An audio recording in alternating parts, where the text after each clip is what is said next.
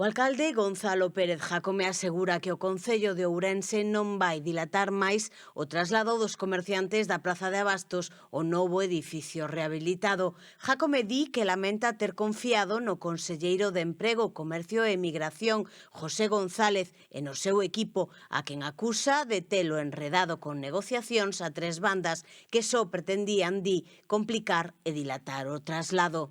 Jácome anuncia que nos próximos días vai notificar aos praceiros que procedan o necesario para o traslado ao edificio reformado, que xa está totalmente recepcionado. Disporán, explicou o rexedor, duns meses para trasladarse e liberar así as instalacións actuais no Parque da Alameda. O Concello de Ourense non se fará cargo dos gastos da relocalización.